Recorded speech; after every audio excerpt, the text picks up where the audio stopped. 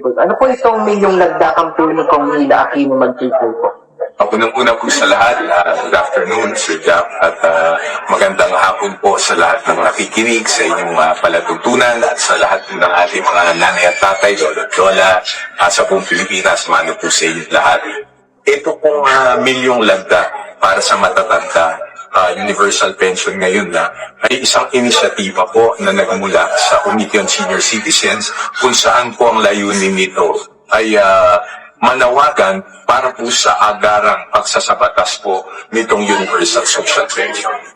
Siguro po para sa kaalaman po ng lahat, sa kasalukuyang batas po natin ngayon sa Republic Act 9994, meron po tayong tinatawag na social pension kung saan po ang benepisyaryo o mga kasali po sa programang yan ay bumibilang po ng 4 million indigent senior citizen.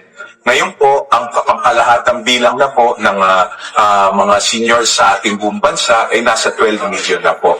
Ang ibig sabihin nito, Sir Jack, ay 4 na milyon pa lang po ang kasalukuyang nakakatanggap at yung 8 million po ay naghihintay o hindi po nakakatanggap. At kasama na po dito ang ating mga SSS at GSIS pensioners.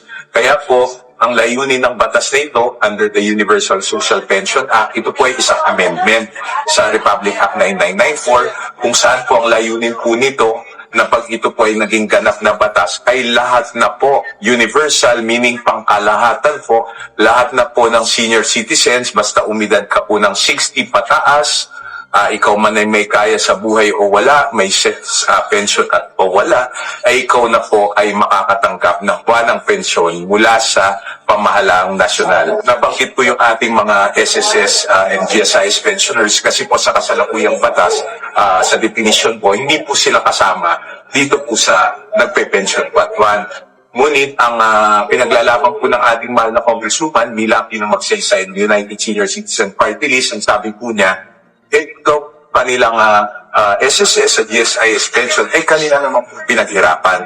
Yan po ay hinulugan at kinaltas po sa mga buwan ng sahod nila nung sila po ay nagtratrabaho pa. Kaya po pag ito ay tinais sa batas na po, magandang balita, mapapasama na po lahat ng ating mga SSS at GSIS pension.